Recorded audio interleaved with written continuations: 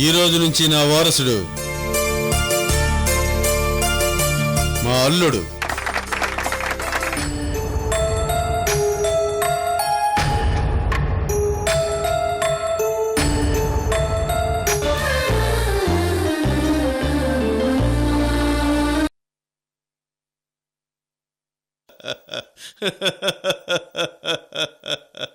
Hello corona sisters, చూసారా ఈ ఠాగూర్ దెబ్బ?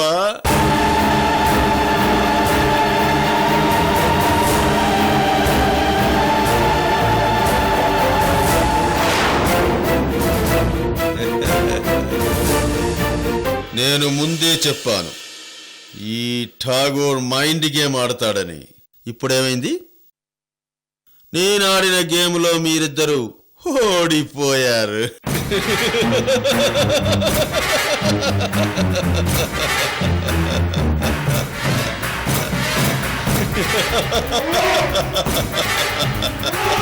హే ఠాగూర్, పసుపు తాడికి పలుపు తాడికి తేడా తెలియని ఒక పిచ్చిదాని మెడలో మా బావతోటి తాళి కట్టించి నువ్వు ఓడిపోయావు.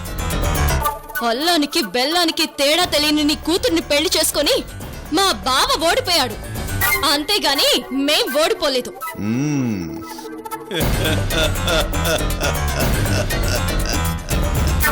ये दुनिया जितनी बड़ी है उतनी ही छोटी भी है। यहाँ से देखो तो आकाश बहुत बड़ा दिखता है, वहाँ जाकर देखो तो दुनिया उतनी ही छोटी दिखती है।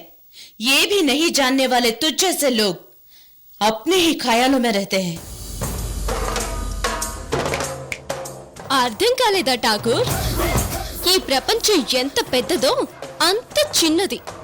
ఇక్కడి నుంచి చూస్తే ఆకాశం పెద్దగా కనిపిస్తుంది, ఆకాశంలోకి వెళ్ళి చూస్తే భూమి చిన్నగా కనిపిస్తుంది.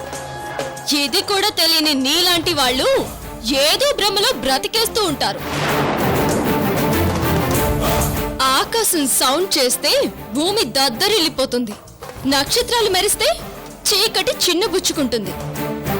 ఈ సిస్టర్స్ పౌరుషంతో అభిమానంతో పెట్టుకోకు, మమ్మల్ని ఏదో చేస్తానని విర్రవేగకు.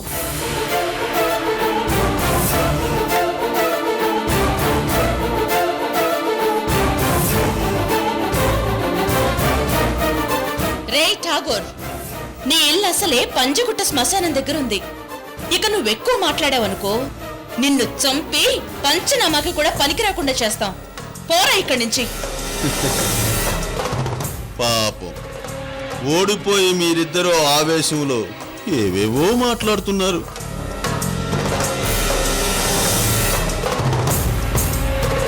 ఇలా మాట్లాడే శ్రీకర్ అనూషాల పెళ్లి చేస్తున్నామని చెప్పారు. ఏమైంది?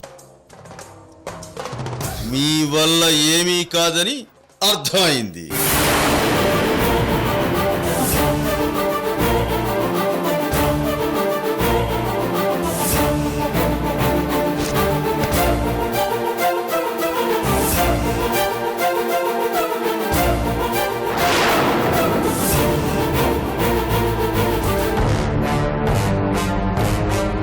అలేఖ్యకి అక్కగా, ఒక పెద్దగా మీ ఇద్దరి తరపున నీకిస్తున్నా నీ కార్డు.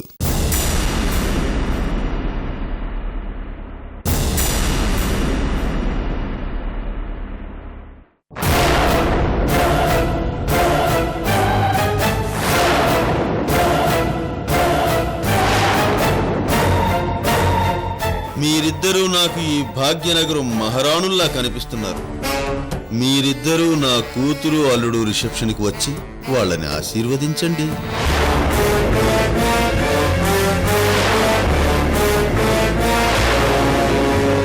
మేమిచ్చిన శుభలేఖని నువ్వు కాల్ చేశావు, ఇప్పుడు నువ్విచ్చిన ఈ కార్డుని కూడా అలాగే చేస్తాం. వద్దక్క, వద్దు.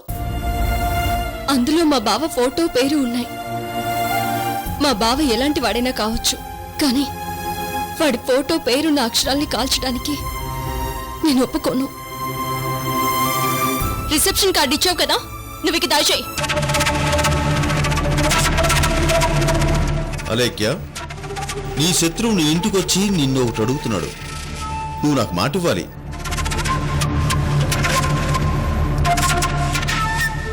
నీ ముద్దుల అక్కను తీసుకుని రిసెప్షన్కి వస్తానని.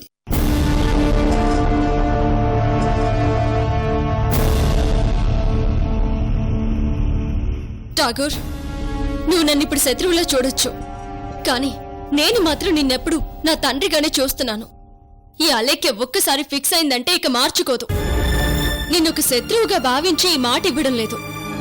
ఇప్పటికీ నిన్ను నా తండ్రిగా భావించే ఇస్తున్నాను. ఇంటికొచ్చి కార్డు చెడుకుంటున్నావు కదా. ఈ అక్క చెల్లెళ్ళు మాట ఇచ్చారంటే ఖచ్చితంగా వస్తాం. ఎంత గొప్పగా చేసుకుంటావో చేసుకో, పో ఇక్కడి నుంచి. అదొక మైసభ లాంటిది. అక్కడ అడుగడుగునా మీకు వింతలు కనబడుతుంటాయి. మీరు ఒళ్ళు దగ్గర పెట్టుకుని రండి. మీ ఓటమి, నా విజయం ఆ స్టేజ్ మీద ఎలా కనబడుతుందో చూడండి.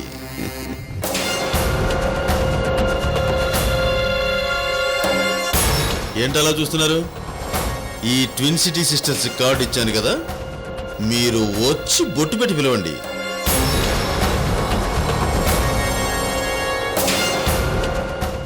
మోగించండి బాజా భజంత్రీలు.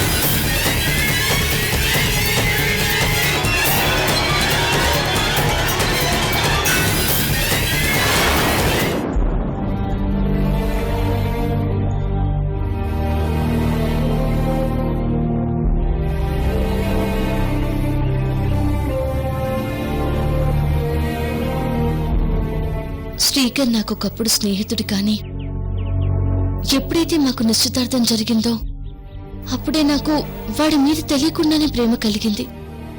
అది వాడికే తెలుసు, కానీ నన్నెందుకు అంతలా మోసం చేశాడో నాకు అర్థం కావట్లేదు.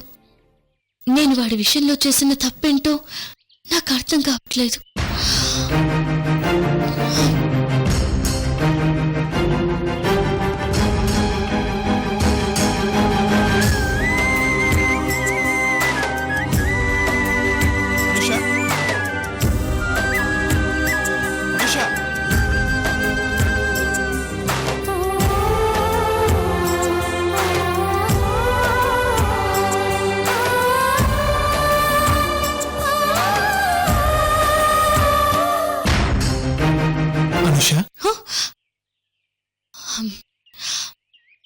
సారీ సిద్ధు. ఓకే, జరిగింది మీరు ఇంకా మర్చిపోవట్లేదు. ఈ పరిస్థితిలో మీకు ఈ విషయం చెప్పటం కరెక్టో కదా నాకు తెలియటం లేదు. ఏంటి సిద్ధు అది? శ్రీకర్ గారు మిమ్మల్ని పెళ్లి చేసుకోకుండా పెద్ద తప్పు చేశారు, కానీ అంతకంటే పెద్ద తప్పు ఇంకొకటి చేశారు. ఆ అరుంధతిని శ్రీకర్ గారు పెళ్లి చేసుకున్నారు.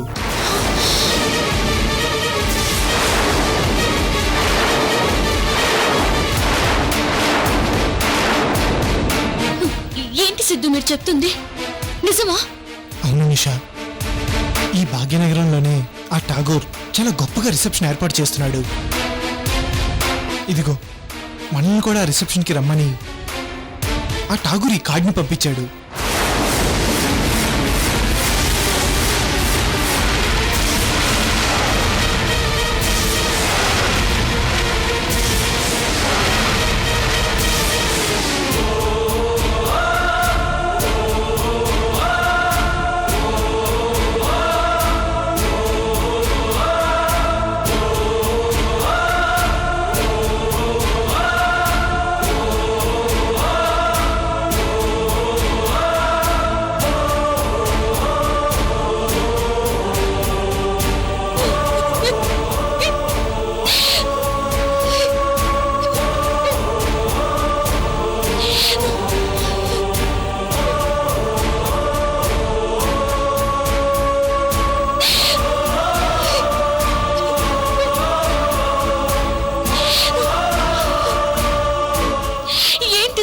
అర్థమైంది. శ్రీకర్ ఎంత పని చేశాడు.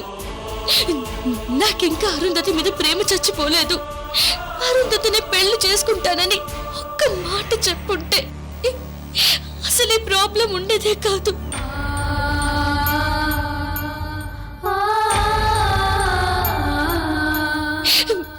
వాడు మమ్మల్ని మోసం చేశాడని మేం బాధపడుతున్నాం, కానీ వాడికి వాడే మోసం చేసుకున్నాడు. వాడికి వాడే బుడదలు కూరుకుపోయాడు. వాడి జీవితం ఏమైపోతుందోనని భయం వేస్తుంది సిద్ధు.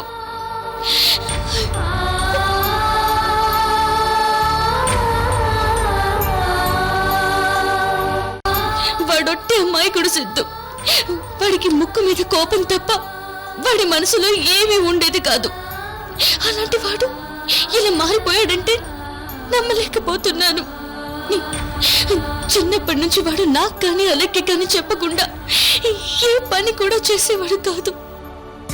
అలాంటి వాడు ఇలాంటి పని ఎందుకు చేశాడో అర్థం కావట్లేదు. అయిపోయిందేదో అయిపోయింది. ఇప్పుడు దాన్ని తలుచుకొని బాధపడ్డం ఎందుకు? బాధపడాలి. మీ బాధను మొత్తం బయటికి పంపించేయండి. నోట్లో నుంచి, కళ్ళల్లో నుంచి, ముక్కుల్లో నుంచి మీ బాధను మొత్తం బయటికి పంపించేయండి. అప్పుడే మీ మనసు ఫ్రీ అయిపోతుంది.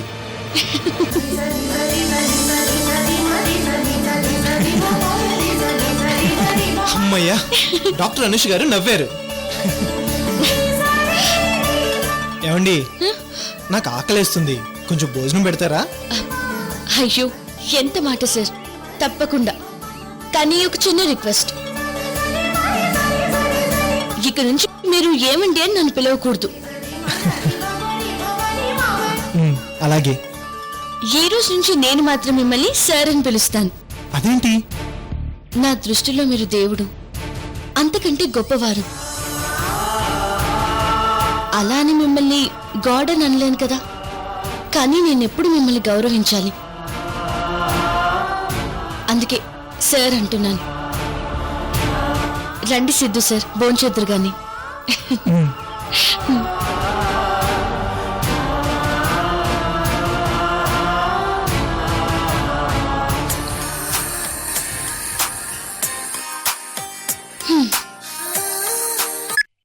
హలో, ఈరోజు ఈవినింగ్ నేను సిద్ధు సార్ గుడికి వెళ్తున్నాం. సిద్ధు సార్ హాస్పిటల్ రావడానికి కుదరదు. Okay, bye.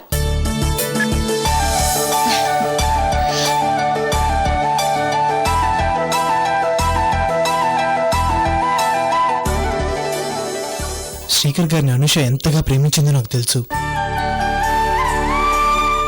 ఒక విధంగా శ్రీకర్ మీద ప్రేమని నేనే ఎంకరేజ్ చేశాను. అనుష కళ్ళు చెప్తున్నాయి, శ్రీకర్ గారి మీద ప్రేమ అంత తేలిగ్గా పోదని. సిద్ధు సార్, రండి సార్. వస్తున్నా.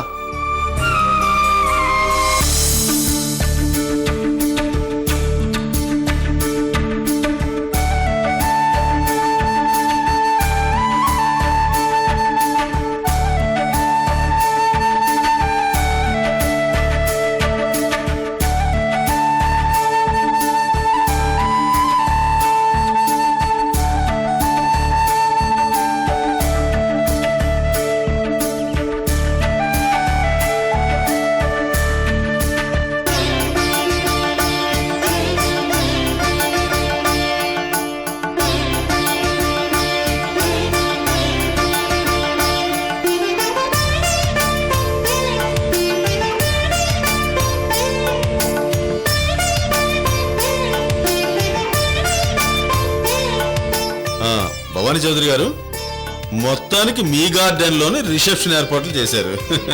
గార్డెన్ కి ఎంత ఇమ్మంటారు? అయ్యో, ఎంత మాట అండి. ఠాగూర్ గారి దగ్గర డబ్బులు తీసుకోవడమా? పైగా ఈ రిసెప్షన్ ఖర్చంతా నాదే. మీరు పైసా కూడా పెట్టక్కర్లేదు. చౌదరి గారు, మీరు అలా అన్నం ఏం బాలేదండి. గార్డెన్ వరకు ఓకే, కానీ రిసెప్షన్ ఖర్చు మాత్రం నాదే. థ్యాంక్ యూ అండి. ఏమండి ఠాగూర్ గారు, మా ట్రావెల్ కంపెనీకి మీ సేవ చేసుకునే అదృష్టం ఇవ్వండి. ఎయిర్పోర్ట్ నుంచి, రైల్వే స్టేషన్ నుంచి వచ్చే విఐపీలను పికప్ చేసుకునే భాగ్యాన్ని కూడా మాకు ఇవ్వండి. అలాగే అలాగే. సార్, వచ్చిన వాళ్ళని రిసీవ్ చేసుకున్నాక మా స్టార్ హోటల్కి తీసుకెళ్తాను. వాళ్ళందరికీ స్టే నేనిస్తాను. ఈ విషయంలో మీరేం మొహమాట పడొద్దు. అలాగే అలాగే కానివ్వండి సుందర్ గారు. Okay sir, okay.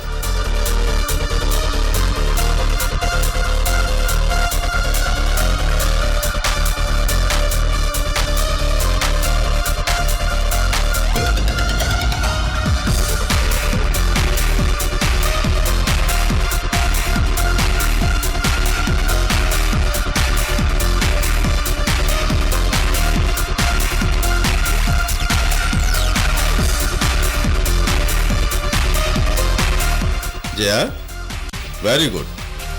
మన చేతికి పని లేకుండా చాలా చక్కగా అరేంజ్మెంట్స్ చేస్తున్నావు. Very good. సార్ ఇంకా చాలా మంది మీ సేవ చేసుకోవాలని పోటీ పడుతున్నారు.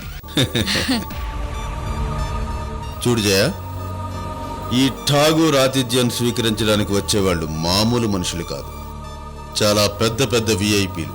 వాళ్ళకి ఏ లోటు రాకుండా చాలా జాగ్రత్తగా చూసుకోవాలి. Okay sir. ఓకేనా? సార్ ముంబై నుంచి మోడల్స్ వస్తున్నారు కదా, వాళ్ళందరినీ డైరెక్ట్ గా హోటల్కి పంపిస్తున్నారు. Okay okay okay sir. Carry on.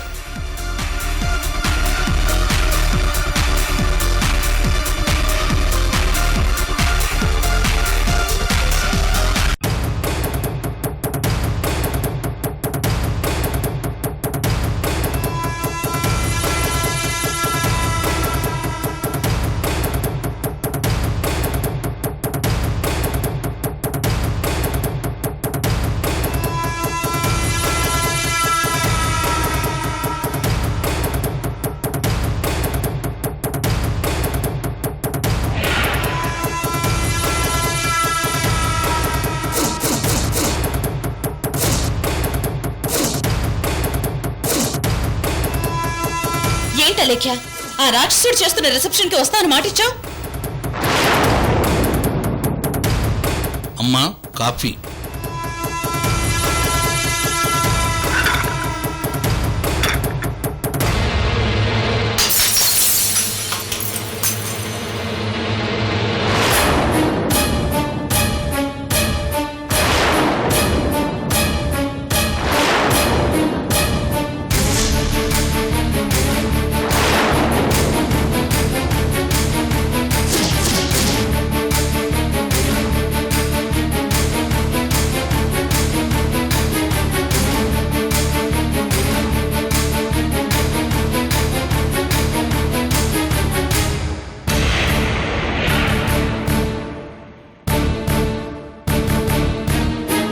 అక్క, నేను మాటిచ్చింది కేవలం శ్రీకర్ కోసం.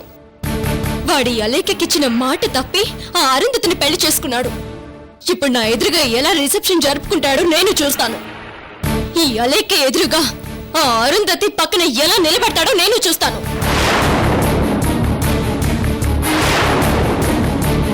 నేను గీసిన గీత దాటని మా బావ ఇప్పుడు గీత దాటాడు. ఈ అలేఖ్య ఆత్మాభిమానం మీద దెబ్బ కొట్టాడు.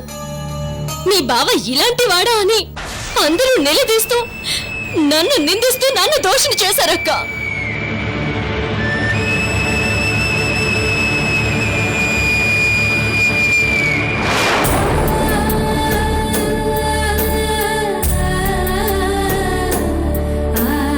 నీకు నాకు ఏ రక్త సంబంధం లేకపోయినా నువ్వు ఈ చెల్లెలి కోసం పరితపిస్తున్నావు. ఏ తల్లి బిడ్డలమని నువ్వు నా చెల్లెలు అంటున్నావు. అవేమీ లేకపోయినా మన మధ్య ఉండేదేంటి? ఆత్మ బంధుత్వం. అదే నన్ను నీకు సపోర్ట్ గా నిలబెట్టింది, నిన్ను నాకు సపోర్ట్ గా నిలబెట్టింది. కానీ వాడు నా రక్త బంధు, నా సొంత బావ. అయినా వాడు నా పరువు, మా ఇంటి పరువు తీసేశాడక్క.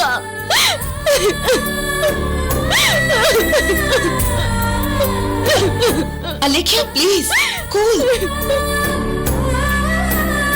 నువ్వు అవన్నీ మర్చిపోవడానికే కదా ఈ గెస్ట్ హౌస్కి వచ్చింది. కానీ ఆ ఇడియట్ ఈ గెస్ట్ హౌస్ తెలుసుకుని మరి బోరు లోదుకుంటూ డబ్బులు కొట్టుకుంటూ వచ్చాడు. లేదక్క, వాడి సంగతి తేల్చాల్సిందే. పదక్క. సరే సరే అలాగే వెళ్దాం, కానీ నువ్వు ప్రశాంతంగా ఉంటేనే వెళ్దాం. ఇప్పుడు ఓకే అక్క, పద వెళ్దాం. ఇలాగేనా వెళ్ళేది? ఇలా వెళ్తే యుద్ధానికి వెళ్ళినట్టుంటుంది. మరి ఎలా వెళ్దాం? నువ్వురా, నేను చెప్తాను రా.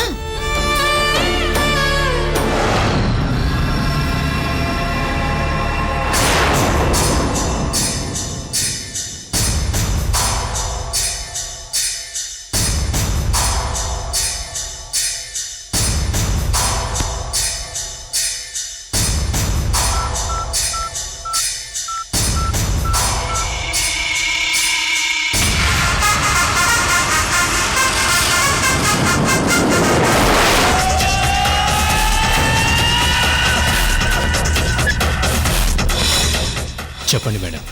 ఇదిగో రాథోడ్, అలేఖ్య ఐశ్వర్యలు ఠాగూర్ కూతురు రిసెప్షన్కి వెళ్ళడానికి రెడీ అవుతున్నారు. వాళ్ళిద్దరినీ లారీతో గుద్ది చంపేయి. అదేంటి మేడం, ఇప్పుడు మనం ఠాగూర్ గారు చెప్పినట్టు చేయాలిగా? ఠాగూర్ గారు కరెక్ట్గా లేరు. మనం అనుకున్నది అనుకున్నట్టుగా నెరవేరాలి.